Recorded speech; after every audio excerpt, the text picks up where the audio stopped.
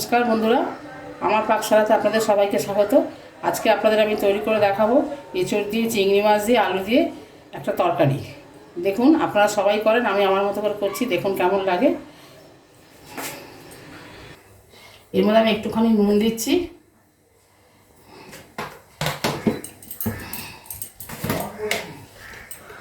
একটুখানি হলুদ দিচ্ছি, একটুখানি সর্ষের তেল দিলাম। হ্যাঁ, জলটা দেখুন গরম হয়ে গেছে, আমি এর মধ্যে এঁচোড়গুলো ছেড়ে দিচ্ছি।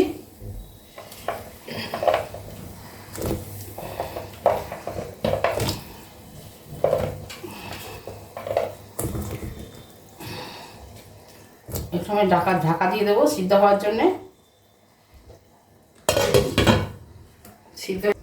সিদ্ধ হয়ে গেলে তারপর দেখাচ্ছি। আমার এঁচোড়টা একদম সিদ্ধ হয়ে গেছে, আমি তুলে নিচ্ছি ঝুড়িতে জল ঝরাবার জন্যে।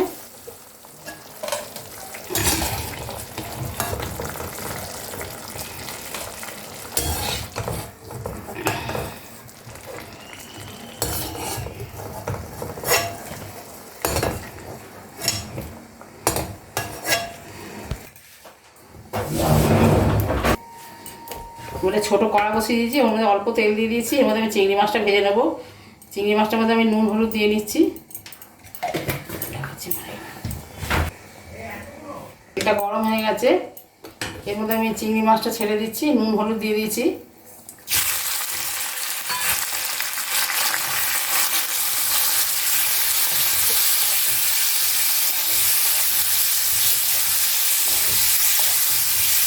আমি ভালো করে পিঠের কালো সুতোগুলো ছাড়িয়ে ভালো করে ধুয়ে নিয়েছি।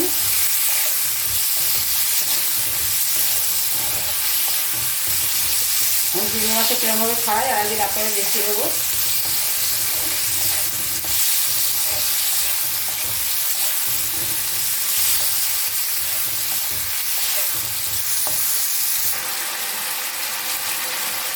মাছটা ভাজা হয়ে গেছে, বেশি ভাজা যাবে না, তাহলে মাছটা শক্ত হয়ে যাবে। চিংড়ি মাছ বেশি ভাজবেন না।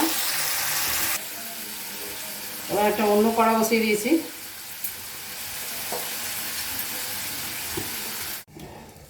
আমার তেলটা গরম হয়ে গেছে, এর মধ্যে আমি দুটো তেজপাতা, দুটো ছোটো শুকনো লঙ্কা, একটু জিরে দিলাম ফোড়নের জন্যে।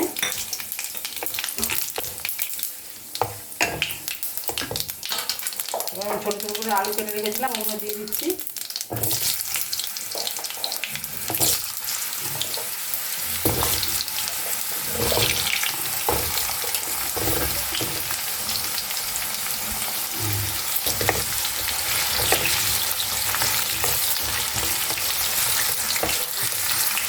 তেজপাতাগুলো তুলে রেখে দেবো, নাহলে ভাজতে অসুবিধা হয়।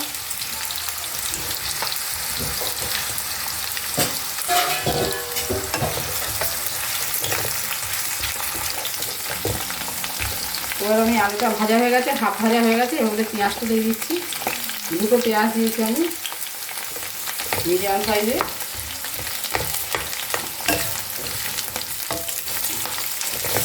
আমি যেরকম দিচ্ছি এরকমই দিতে হবে, এরকম কোনো কথা নেই। আপনারা যেরকম সবজি নেবেন সেরকম আন্দাজ অনুযায়ী দেবেন সব কিছু।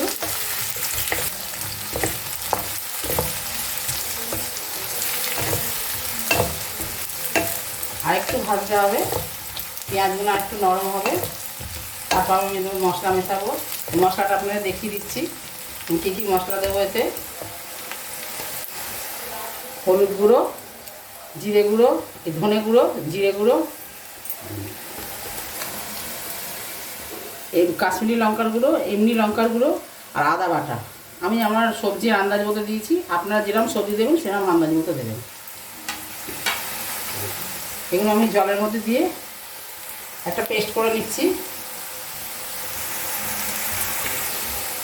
এবারে ওই যে সিদ্ধ করে রাখা একটু এঁচোড়টা দিয়ে দিচ্ছি। যেটাকে একটু নাড়াচাড়া করবো, তারপর মশলাটা দিয়ে দেবো।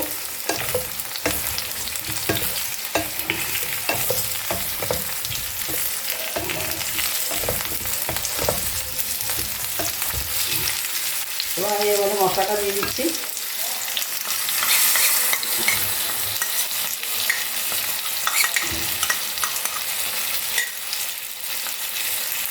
মশলাটা বাটিটা ধুয়ে একটু জল দিলাম।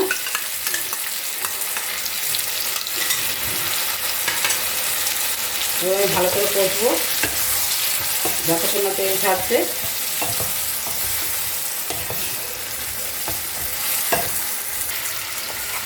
এবার আমি ভেজে রাখা চিংড়ি মাছগুলো দিয়ে দিলাম।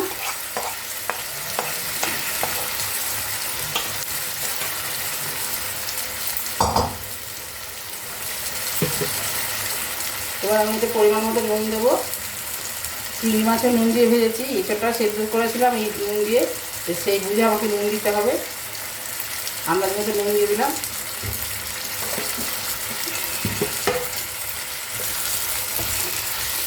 একদম কষা হয়ে গেছে, তেল ছেড়ে দিয়েছে। আর 2 মিনিট মতো কষবো।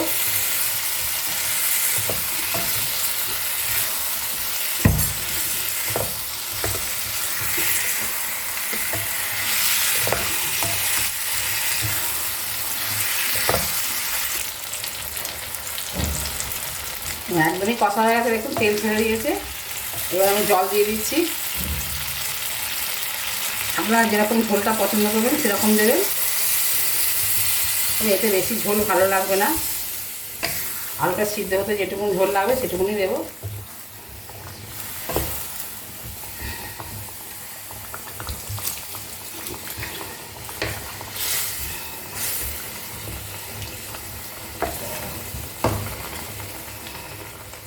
গ্যাসটা একটু কমিয়ে দেবো, দিয়ে ঢাকা দিয়ে দেবো।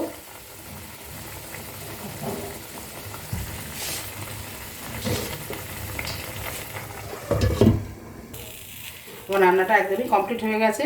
এর মধ্যে আমি একটুখানি গরম মশলা দিয়ে দিচ্ছি, একদমই কম, দিয়ে ভালো করে মিশিয়ে আমি গ্যাসের ফ্লেমটা একদমই বন্ধ করে দিয়েছি। আপনাদের আমি পরিবেশন করে দেখাচ্ছি।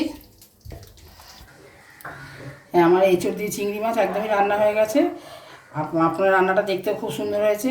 আশা করি আপনাদের ভালো লাগবে। যদি ভালো লাগে আমার চ্যানেলটা লাইক দেবেন আর সাবস্ক্রাইব করবেন। যদি আপনারা ফেসবুক থেকে দেখেন তাহলে আপনারা ফলো করবেন, যদি আপনারা ইউটিউব থেকে দেখেন তাহলে সাবস্ক্রাইব করবেন। আর রান্নাটা সবার মাধ্যমে শেয়ার করবেন, কমেন্টসের মাধ্যমে অবশ্যই জানাবেন আপনাদের রান্নাটা কেমন লাগলো। আপনারা সবাই ভালো থাকবেন, সুস্থ থাকবেন। ফিরে আসবো অন্য কোনো রেসিপি নিয়ে। নমস্কার।